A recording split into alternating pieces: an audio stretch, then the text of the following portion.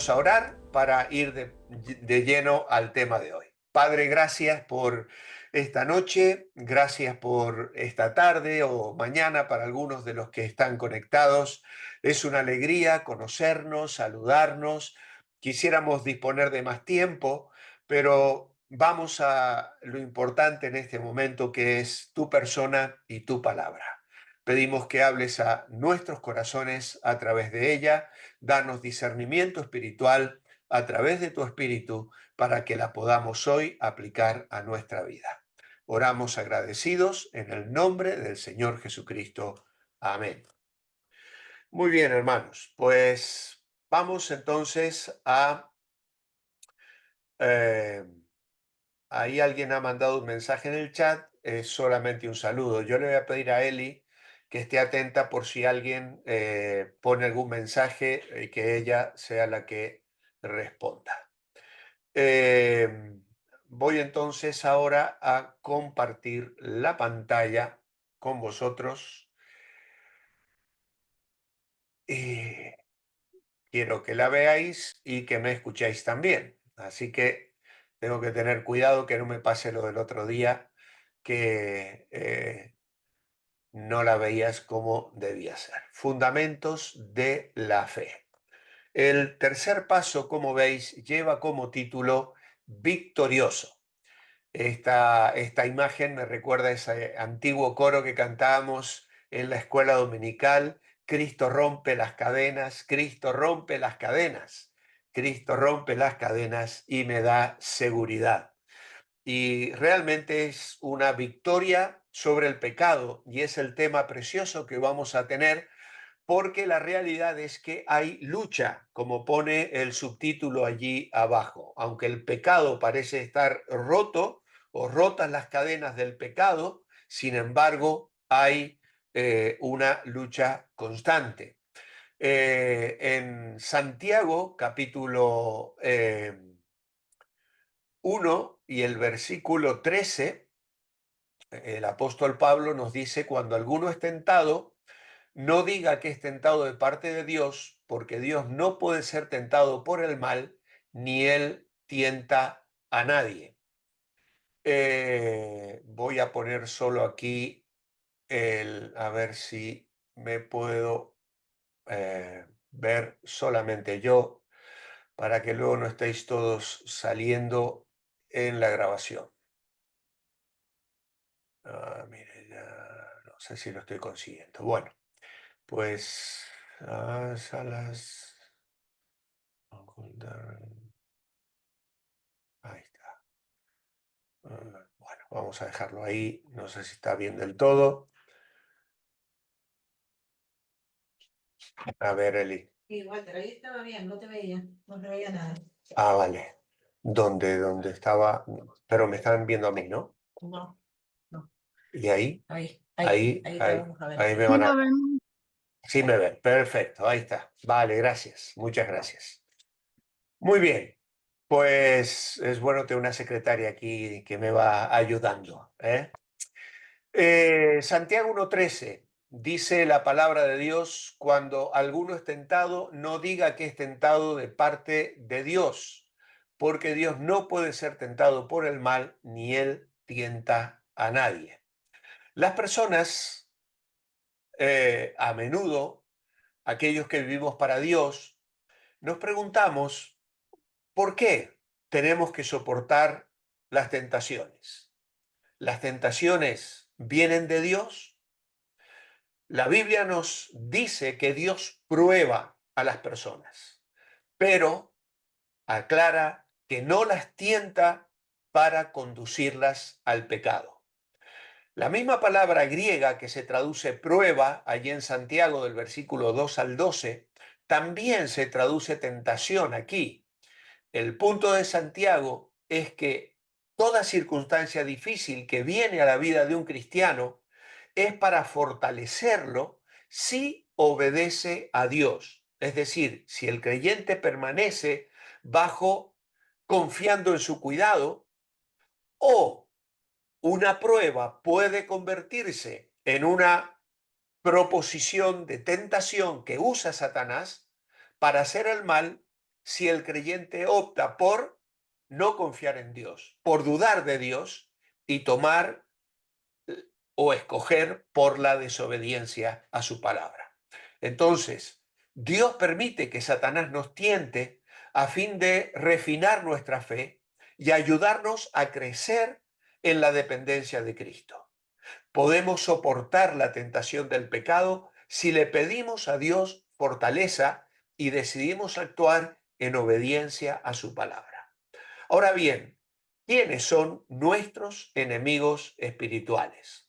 Bueno, Santiago 4:4 nos dice, oh almas adúlteras, ¿no sabéis que la amistad del mundo es enemistad contra Dios? Por lo tanto, aquí se nos aclara que cualquiera que quiera ser amigo del mundo se constituye enemigo de Dios. No hay nada malo en querer una vida placentera. No hay nada malo en disfrutar de los buenos dones que Dios nos da. Dios es, va a decir en el capítulo 1, verso 17 de Santiago, que toda buena dádiva y todo don perfecto desciende de lo alto, del Padre de las luces. En Efesios 4:7 dice que se nos ha dado gracia conforme a la medida de fe. Y en 1 Timoteo 4, Pablo dice que todo lo que Dios creó es bueno y nada es de desecharse si se toma con acción de gracias. Así que disfrutar de la vida, de una buena comida, de un buen paseo, de un día en la naturaleza, es algo bueno.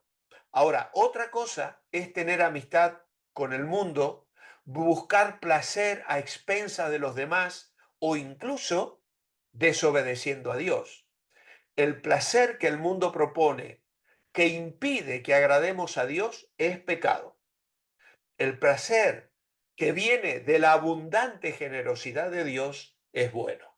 Por lo tanto, podemos disfrutar de una buena comida, de una especialidad, a todos los sitios donde vamos, si vamos a Valencia es la paella, si vais a Argentina es el asado, o las empanadas, a todos, si vienes a Galicia es el cocido gallego o un buen marisco, son dones de Dios. Ahora, se pueden transformar en un pecado si yo caigo en la glotonería, si yo abuso de esa comida y si yo uso eso de una manera incorrecta. Y el mundo me lo va a proponer, lamentablemente, porque además tenemos una naturaleza pecaminosa.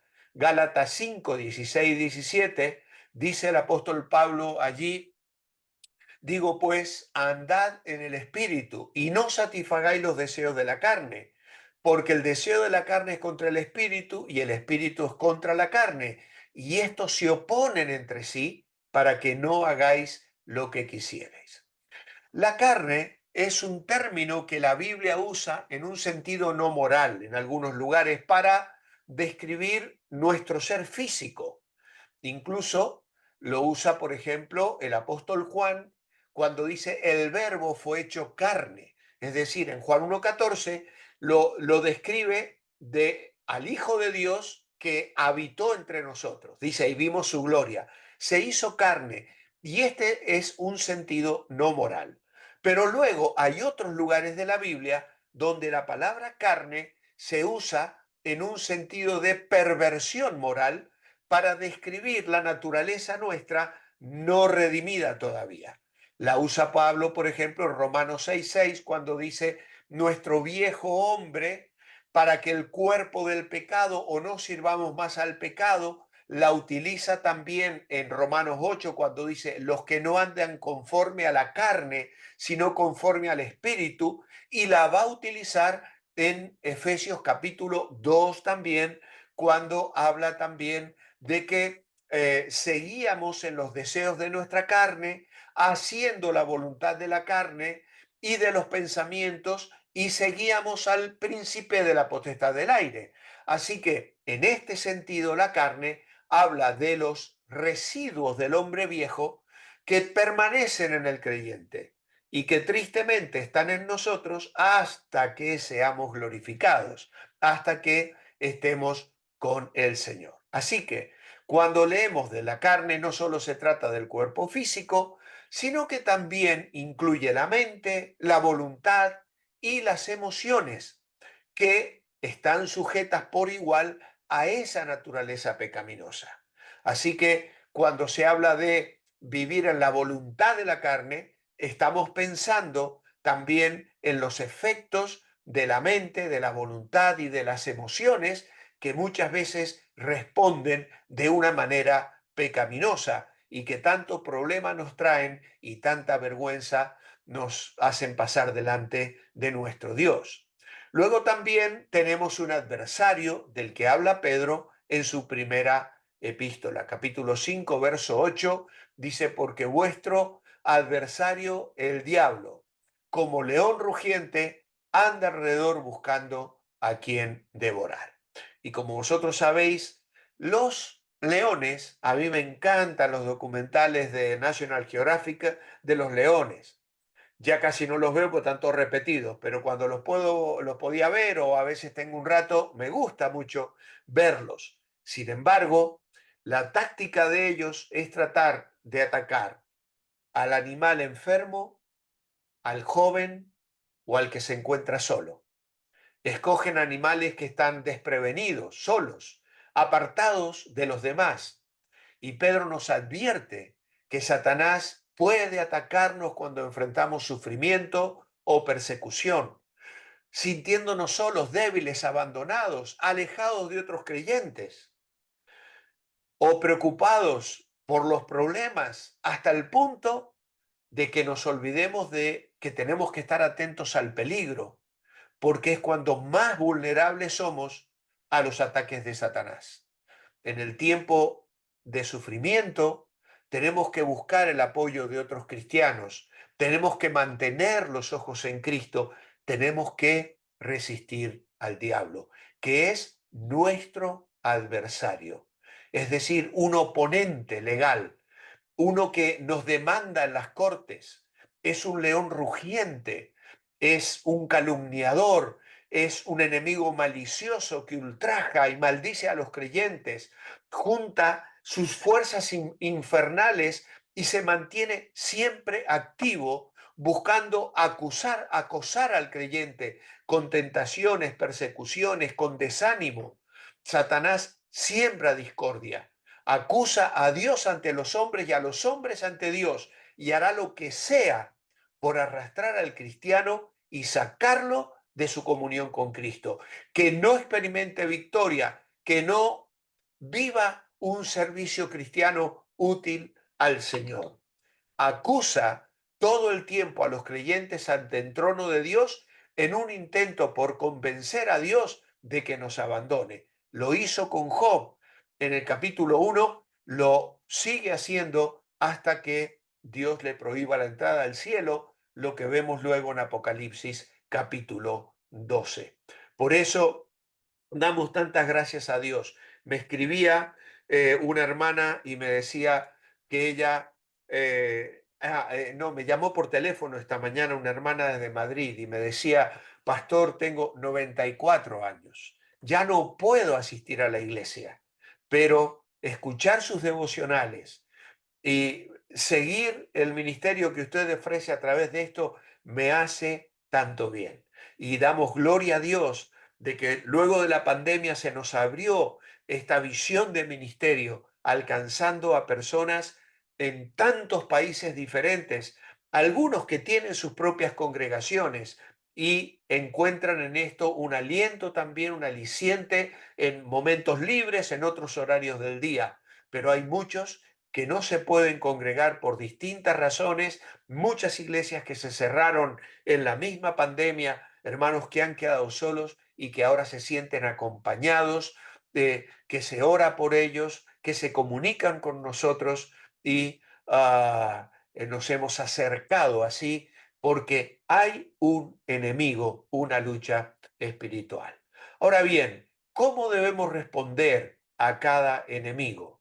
Al mundo nos da la clave Pablo en Romanos 12, 12:2. ¿vale? No os conforméis a este siglo, sino transformaos por medio de la renovación de vuestro entendimiento, para que comprobéis cuál sea la buena voluntad de Dios, agradable y perfecta. Los cristianos tenemos este llamado, no conformarnos. No hemos de estar viviendo conforme a la conducta y costumbres de este mundo, que por lo general son egocéntricas y a menudo corruptas. ¿eh? No os conforméis a este siglo, significa este mundo o esta era, y se refiere al sistema predominante de creencias y valores en cualquier época de la historia humana. Hermanos, hoy luchamos contra muchas cosas, pero siempre los cristianos han enfrentado gobiernos, ideologías y filosofías que iban en contra de la fe.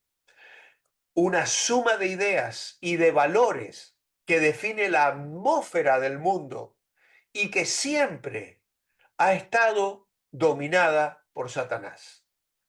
Muchos cristianos sabiamente saben que la conducta del mundo se extralimita y nuestro rechazo a formar parte del mundo debe ir más allá del nivel de conducta y de costumbres.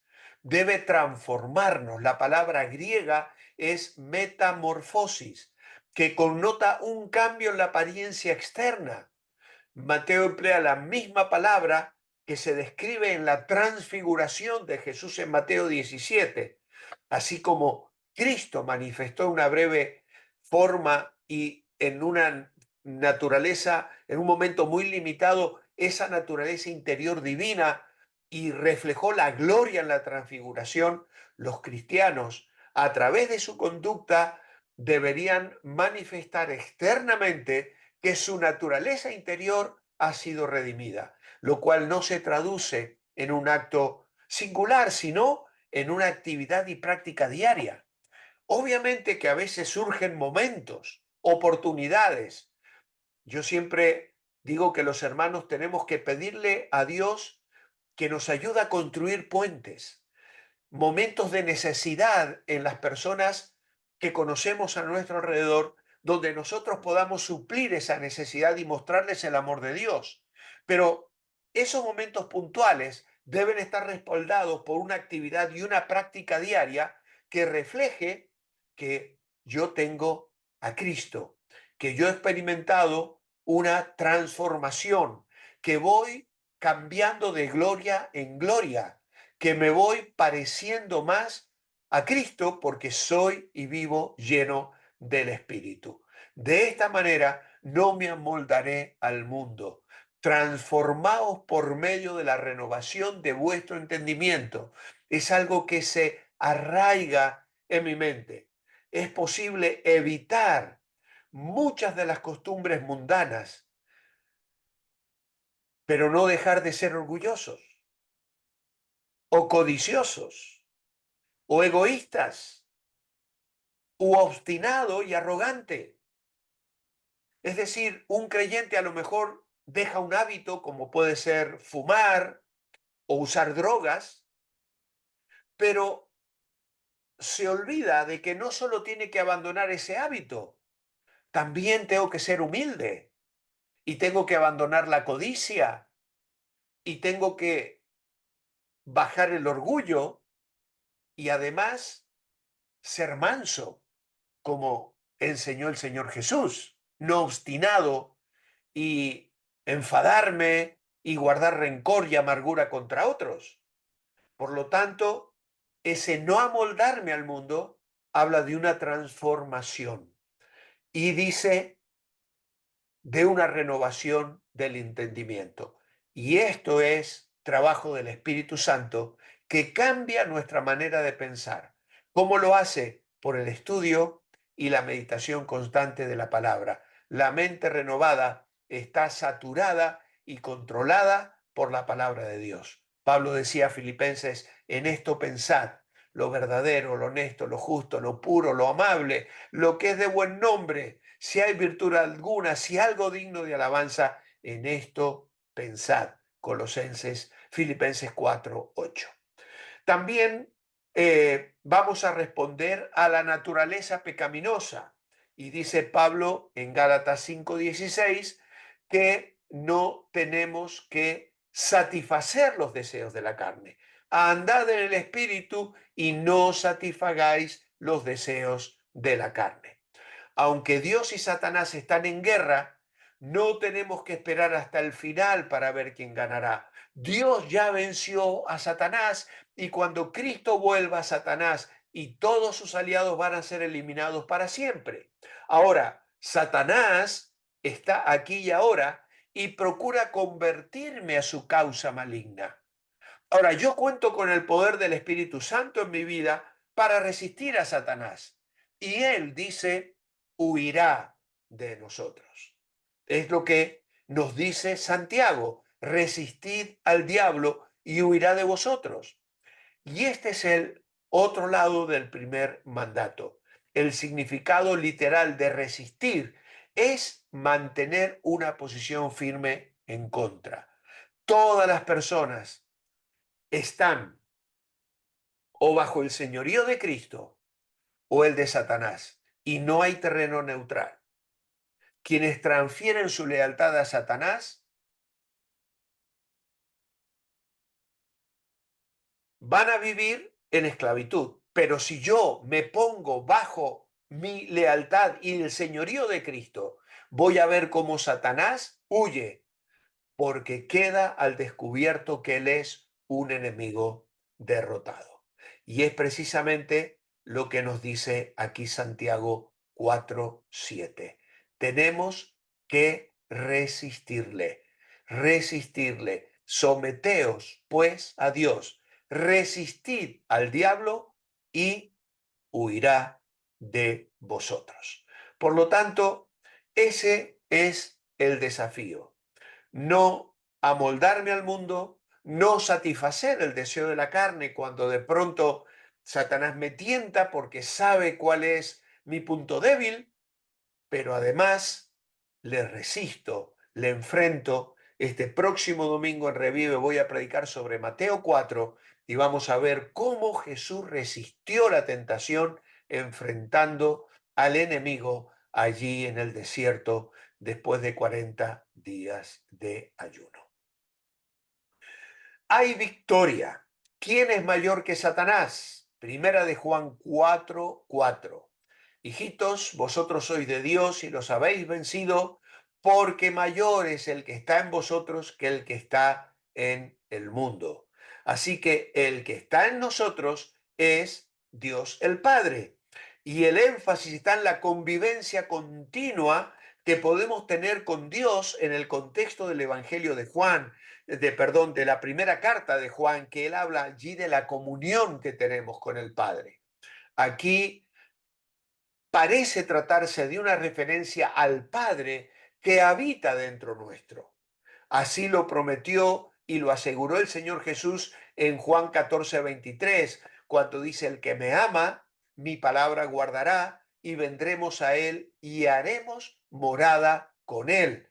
En 2 Corintios 6 se nos dice que somos el templo del Dios viviente. Por lo tanto, el que habita en nosotros es Dios el Padre. Claro, el Nuevo Testamento enfatiza al Hijo habitando dentro nuestro. Por ejemplo, en Colosenses 1:27 dice el apóstol Pablo, y este es el misterio, Cristo en vosotros. Cristo en vosotros. Así que es la esperanza de gloria. Pero también Pablo habló de que el Espíritu Santo habita en nosotros. Dice en primera de Juan 4:13, permanecemos en él y él en nosotros porque nos ha dado de su espíritu. Y esto aparece en Romanos 8:9, en Filipenses 1:19, en primera Pedro 1:11 y en muchos otros versículos de la Biblia. La frase, el que está en el mundo, dice allí, hace referencia a Satanás y a sus seguidores. Y en Juan el término mundo siempre tiene una connotación negativa. Y esto es la sociedad humana organizada y funcionando de una manera apartada de Dios. Vosotros sois de Dios y los habéis vencido porque mayor es el que está en vosotros, dice 1 de Juan 4:4, que el que está en el mundo. El que está en el mundo es nuestro enemigo. Es Satanás el que Efesios 2 describe como el príncipe de este mundo. ¿Quién vive en el creyente? Bueno, lo acabamos de mencionar, el Espíritu Santo en 1 Corintios 6:19. Allí Pablo nos ha explicado que nuestro cuerpo pertenece al Señor en el versículo 13, que es un miembro de Cristo y es templo del Espíritu Santo. Por lo tanto, cualquier pecado cometido por el creyente en el santuario, en el lugar santísimo, donde Dios habita, es algo grave.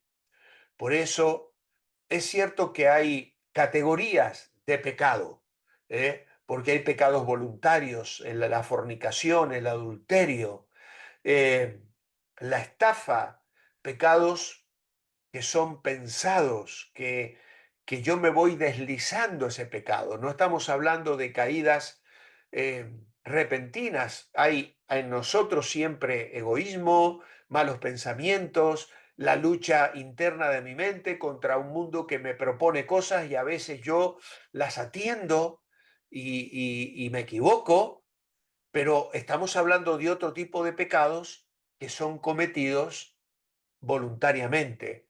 Y eso es lo que apaga el Espíritu Santo. Eso es lo que entristece y contrista al Espíritu de Dios en la vida del creyente.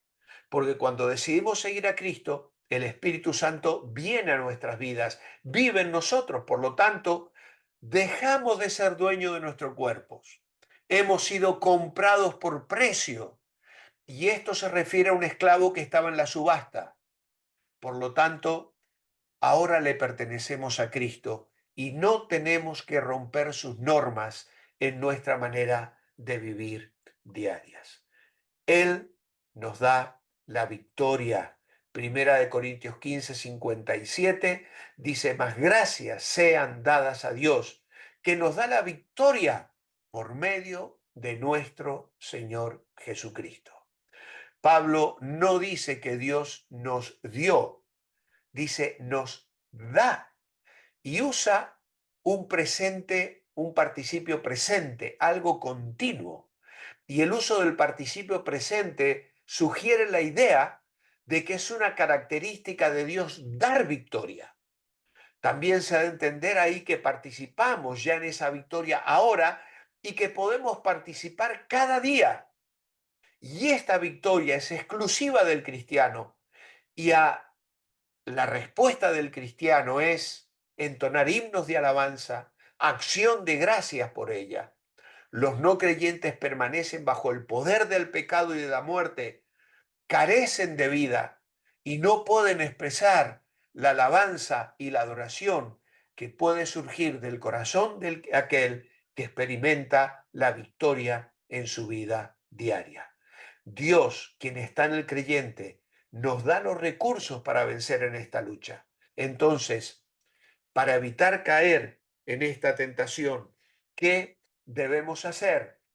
Salmo 119, verso 11, guardar la palabra en el corazón. En mi corazón he guardado tus dichos para no pecar contra ti. Asimilar la palabra es la mejor arma del creyente para defenderse contra el pecado que acosa. El mejor libro, en el mejor lugar y con el mejor propósito. Qué precioso es esta frase dicha por Campbell Morgan, un siervo del Señor que dejó muchísimos libros escritos, y él dijo esta frase: el mejor libro en el mejor lugar y con el mejor propósito. Y él explicaba de esta manera el Salmo 119, el verso 11. Todas las personas necesitan memorizar la palabra, no solo los niños y jóvenes. Josué no fue ningún adolescente cuando Dios le ordenó que memorizara la ley. ¿Lo recordáis? Josué 1:8. Mira que te mando que te esfuerces y seas valiente. No temas ni desmayes. Y luego le agrega: En este libro meditarás de día y de noche. Jesús pudo citar las Escrituras cuando se enfrentó a Satanás en el desierto. Y como he dicho, el domingo estaré hablando acerca de esto en la iglesia Revive. Luego, el Señor nos enseñó a velar y a orar. En Mateo 26, el Señor usó la somnolencia de Pedro para ponerle al tanto de las tentaciones que muy pronto enfrentaría. Y le dijo a Pedro: velad y orad para que no entréis en tentación. Y a los otros discípulos que se estaban quedando dormidos: no habéis podido velar conmigo una hora. ¿Eh? La mejor manera de superar las tentaciones es estar alertas, orar. Estar alertas es estar consciente de las posibilidades de tentación, ser sensibles a las sutilezas, estar equipados para la batalla, porque la tentación ataca por donde somos más vulnerables. No la podemos resistir solos. La oración es esencial porque nos fortalece para contrarrestar el poder de Satanás. Por lo tanto, la ternura de la súplica de Jesús aquella noche en el huerto de Getsemaní es conmovedora. ¿No habéis podido velar conmigo una hora? Velad y orad para que no entréis en tentación. El espíritu a la verdad está dispuesto, pero la carne es débil. Cristo conoció de cerca las debilidades humanas, pero nunca pecó. En ese mismo momento se encerró en una lucha contra las pasiones humanas, las cuales, aunque sí mismas no eran pecaminosas, debían ser subyugadas a la voluntad divina. Y si nosotros deseamos evitar el pecado, tenemos que someternos a la voluntad de Dios. El cuerpo, la carne de Jesús le decía: Padre, si es posible, pasa de mí este vaso sin que lo beba, pero no se haga mi voluntad, sino la tuya. Proverbios capítulo 4, versículos 14 y 15, se nos habla de no tomar el camino de los malos. No entres por la vereda de los impíos, ni vayas por el camino de los malos. Déjala, no pases por ella, apártate de ella. El término hebreo que se utiliza ahí contra los que pecan contra Dios de modo directo, mientras otro de los términos indica a los que pecan directamente contra el prójimo. La exhortación del verso 15 da a entender no solo la precaución de no poner los pies en el mal camino, sino de mantenerse alejado de él. No entres por la vereda de los impíos, no vaya por el camino de los malos, déjala, no pases por ella, apártate.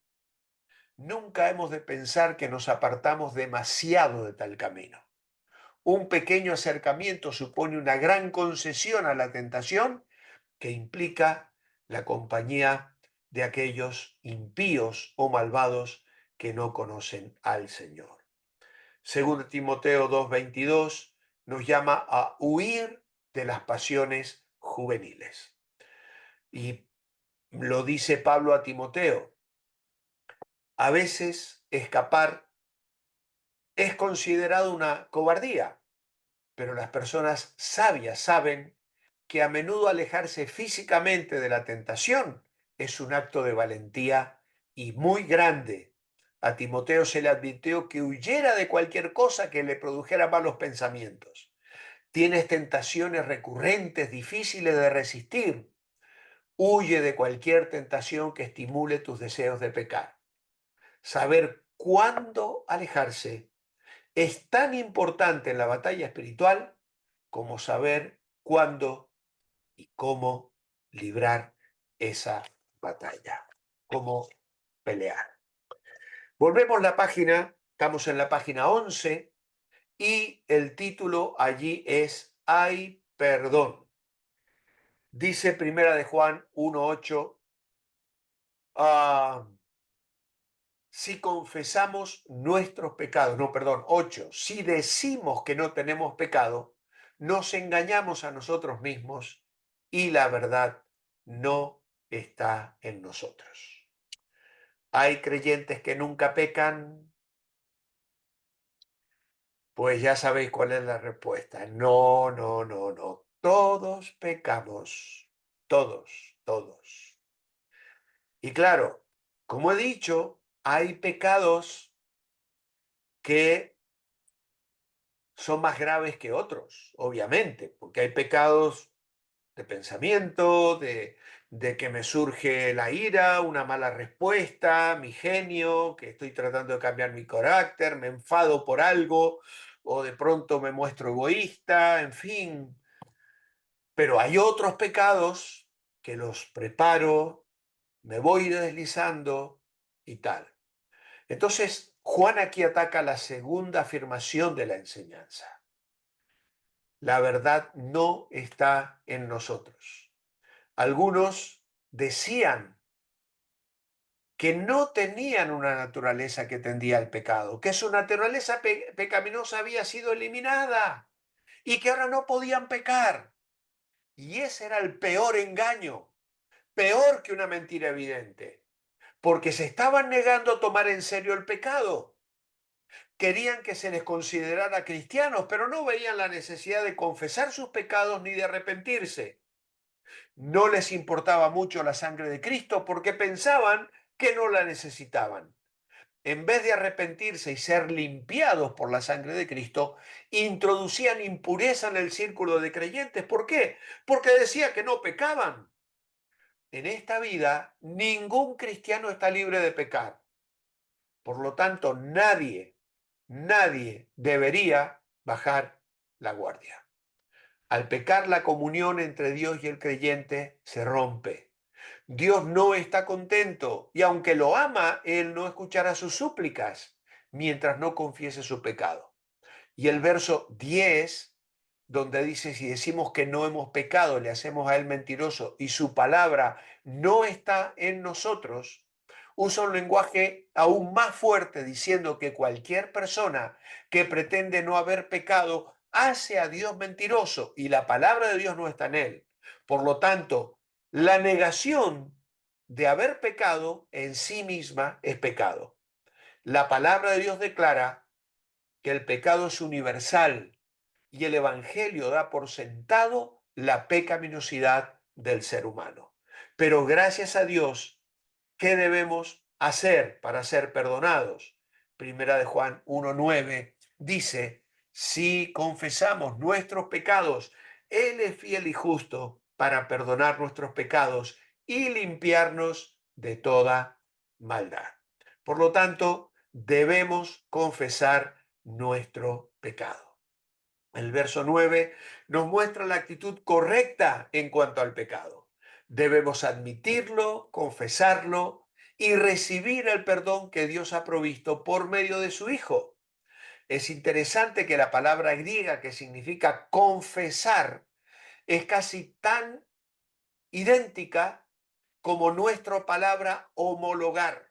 La palabra griega es homologeo, de donde se deriva la palabra homologar. Esto implica que en la confesión hacemos una constancia completa de nuestro pecado que luego confirmamos. Y el tiempo del verbo indica una confesión continua. No es solamente una confesión general de nuestro pecado, sino también una confesión particular. Hay pecados que podemos tener en mente y debemos traerlos delante de Dios. Hay otros pecados que ignoramos, como dice el salmista. Perdóname por lo que yo no veo. Si hice mal, no lo haré más. Porque hay pecados de los que ni siquiera nos enteramos. Pero aquellos de los que hemos sido conscientes, debemos confesarlo delante del Señor. Y entonces tenemos aquí un cuadrito interesante. ¿Cómo debe ser la confesión? Bueno, confesar no solamente decir pequé. La verdadera confesión requiere varias cosas. La primera, ser sincero. Ser sincero. Tenemos que ir al Señor con corazones abiertos. A veces le damos tanta vuelta a la cosa y nos olvidamos de que el Señor lo sabe todo, lo conoce todo y no necesita que nosotros disimulemos nada. Luego tenemos que estar arrepentidos, es decir, desear no volver a cometer ese pecado, ser específicos, decirle a Dios en qué consistió concretamente el pecado. Luego, hacerlo pronto. Apenas me dé cuenta que he pecado, debo confesarlo. De lo contrario, voy a caer en más pecado. ¿eh? Y entonces debo hacerlo lo antes posible. Hacerlo con humildad para pedirle perdón a aquellas personas que se vieron afectadas por mi pecado. Puede ser que mi pecado ha afectado a otros. El círculo de confesión es tan grande como el círculo de pecado. Así que si yo he pecado y hay otras personas que han sido afectadas por mi pecado, mi confesión debe también incluirlas a ellas. Ya hablaremos en otro momento sobre el perdón y las ofensas y las relaciones. Luego, aceptar el perdón. No debemos seguir recriminándonos por pecados que ya confesamos. Si Dios nos ha perdonado, debemos aceptar su perdón y darle gracias por que lo ha hecho. Nos ha perdonado. Y eso es lo que Jesús hace. Si confesamos nuestros pecados, Él es fiel y justo para perdonar nuestros pecados y limpiarnos de toda maldad. Según 1 de Juan, ¿qué sucede si confieso mi pecado? Dios nos perdona y Él nos limpia de toda maldad. La confesión tiene el propósito de librarnos para que disfrutemos de comunión con Cristo. Y esto debiera darnos tranquilidad de conciencia, calmar nuestras inquietudes. Muchos cristianos no entienden cómo funciona eso. Se sienten tan culpables que confiesan los mismos pecados una y otra vez y luego se preguntan si habrán olvidado algo. Otros cristianos creen que Dios perdona cuando uno confiesa sus pecados, pero si mueren con pecados no perdonados, podrían estar perdidos para siempre. Estos cristianos no entienden que Dios quiere perdonarnos y permitió que su Hijo amado muriera a fin de ofrecernos su perdón. Amados hermanos, voy a deciros una cosa que me está viniendo a la mente en este momento. Cuando Dios trata con nuestro pecado, es para corregirnos. El castigo de nuestro pecado lo sufrió Cristo en la cruz del Calvario. Por eso Dios trata con nuestro pecado no para castigarnos, sino para corregirnos. Y eso lo explica perfectamente Hebreos 12, donde habla de un padre que disciplina a su hijo. Y lo disciplina. ¿Para qué? Para corregirle, porque quiere que mejore, que cambie, que aprenda. Y esto es lo que acontece con nosotros. Cuando yo acudo a Cristo, Él me perdona todos los pecados. Me ha perdonado los que cometí, los que cometo y los que voy a cometer. Claro, eso no me da libertad para pecar, ya lo dijimos la semana pasada, no es que yo voy a vivir el libertinaje porque no quiero pecar. El pecado no me satisface. Yo quiero tener comunión con Dios. Por lo tanto, no debo confesar los pecados del pasado una y otra vez. Hay tanta gente que vive encadenada a las caídas graves, a las malas decisiones que tomaron en el pasado. Dios te perdona y te tienes que perdonar tú también. Dios no te va a echar fuera, no tienes que temer. Él perdona. Y desde luego, tenemos que desear confesar nuestro pecado de una manera continua, porque no porque pensemos que las faltas que cometemos nos harán perder nuestra salvación. Queremos mantener una intimidad, una relación con Cristo, que es segura. Sin embargo, debo confesar para disfrutar al máximo de mi comunión y mi gozo con Él. La verdadera confesión implica el no seguir pecando. No confesamos genuinamente nuestros pecados y planeo cometer el pecado otra vez. Debo orar pidiendo fortaleza para derrotar la tentación la próxima vez que aparezca.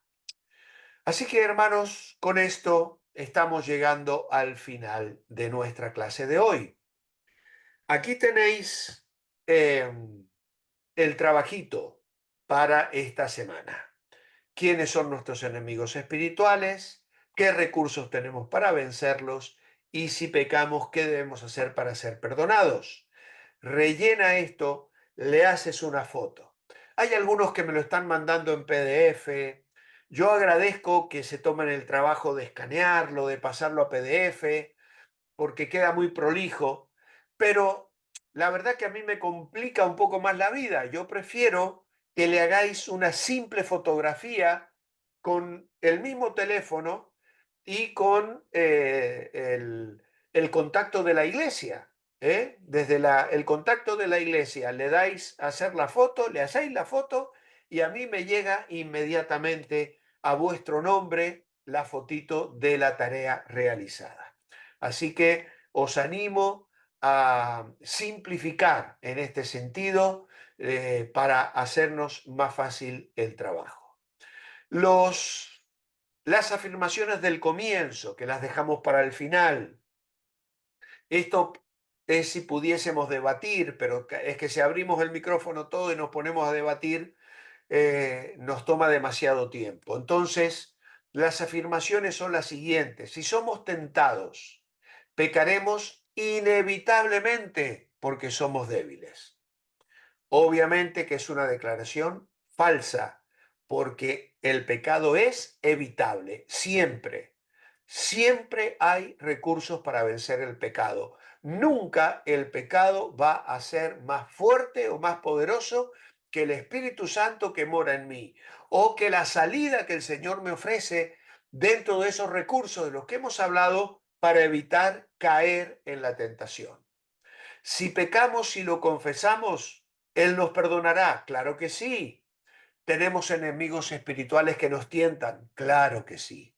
El creyente enfrenta permanentemente luchas, van a venir, seguramente han venido hoy, vendrán mañana y hasta el día en que el Señor nos venga a buscar o acabe nuestro peregrinaje aquí.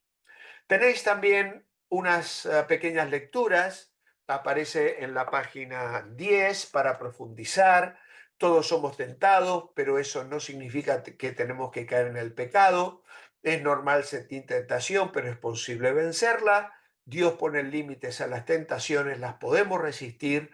Ante cada tentación, Dios siempre da una salida. Y tenéis el texto de 1 Corintios 10:13, que es un precioso texto de la palabra de Dios. No os ha sobrevenido ninguna tentación que no sea humana. Es posible vencerla. En una cultura llena de depravación moral y presiones, Pablo le dijo a los corintios, esto os va a alentar enormemente porque podéis estar firmes ante la tentación. Esos deseos errados y las tentaciones son comunes a todos. No te pasan solamente a ti. No te ha sobrevenido ninguna tentación que no sea humana, pero las podemos resistir, porque otros la han resistido y nosotros la podemos resistir también. Toda tentación puede ser resistida porque Dios nos ayudará a que sea así. Nos ayuda a resistir la tentación, reconocer las personas o las situaciones que me originan el problema, apartarme de aquello que yo sé que es erróneo, decidir vivir en rectitud, orar pidiendo la ayuda de Dios y buscar la compañía de aquellos que aman a Dios y que me van a ayudar en el tiempo de la tentación. ¿Habrá libertad para mí? Pues sí, medite en estas verdades y créalas. Y para reafirmar, ¿puede recordar un caso reciente en el que usted fue tentado y venció con la ayuda de Dios? el sitio es muy pequeñito, pero allí podéis poner alguna situación que hayáis vivido recientemente en la que habéis experimentado tentación. Para corregir, a quién debo confesar mi pecado es a Dios, pero hay casos en que eso no basta. Si con mi pecado he afectado a otra persona, debo buscarla y pedirle perdón también a ella. Ya algo hemos dicho de esto. El apóstol Juan dijo, ¿cómo puedo estar bien con Dios a quien no veo si estoy mal con mi prójimo a quien no veo? Así que aquí ya se nos advierte acerca de la problemática de las relaciones o de pecados que han afectado a mi familia, a mi esposa, a mis hijos o personas a mi alrededor. Para hacer esta semana, pida a Dios en oración por algún amigo, compañero o vecino suyo que necesita conocer a Jesucristo y memorice los siguientes 15 libros del Nuevo Testamento, repasando los 12 primeros. Así que tenemos tarea. Como ya he dicho, la lectura es voluntaria de Juan 15 al 21, porque hay muchos que están siguiendo la lectura anual que estamos haciendo en el devocional de cada día. Y memorizar el texto clave de hoy, primera de Juan 9, si confesamos nuestros pecados, Él es fiel y justo para perdonar nuestros pecados y limpiarnos de toda maldad. Así que con esto entonces tenéis las dos versiones. Algunos prefieren aprenderla en Reina Valera 60 y otros en la nueva versión internacional. Y así que alguna hermana, hermano que quiera concluir con oración, que no lo haya hecho otro día, por favor.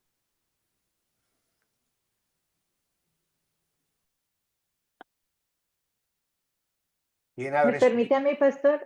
Sí, Araceli. Sí, vale. Bueno, Lo va a hacer Araceli, bendito, gracias. bendito Padre Celestial, Señor Dios Todopoderoso, Creador de los cielos y la tierra, Señor. Te quiero dar gracias, Padre, por primero que todo, Señor, por esta iniciativa que has puesto en tu siervo, Señor, y pastor nuestro ahora, Señor Walter. Quiero darte gracias, Señor, por la sabiduría que pone en él, Señor, para podernos enseñar y darnos este entendimiento y este conocimiento, Padre, que vamos adquiriendo cada día. Quiero darte tantas gracias, Señor, por mi vida y por esta oportunidad, Señor, que me das de participar, Amén. de poner hambre en nuestros corazones, Señor, de querer aprender y conocer más de ti, Señor. Te doy gracias, Padre, por todas las hermanas que estamos participando, hermanos, Señor, de este estudio, de este aprendizaje que tú, Señor, en tu misericordia has traído para nosotros, Señor. Te doy gracias, Señor, porque tú eres bueno, Señor, y como dice tu palabra, para siempre es tu misericordia. Te doy las gracias y pongo en tu presencia, Señor, la vida de tu siervo, para que le guardes, Señor, le sigas ministrando, Señor, con tu sabiduría, dándole todo este entendimiento, Señor, para que él siga ministrándonos a todos nosotros, Señor, y bendiga su vida y su esposa, Señor, su hogar, y bendícenos a todos nosotros, Señor, dándonos ese crecimiento cada día, Padre. Te pongo todo en tu presencia, Señor, en el nombre de Jesús. Amén. Amén. Amén. Amén. Muy bien, podéis abrir vuestros micros, que el Señor os bendiga y hasta el próximo viernes si Dios quiere.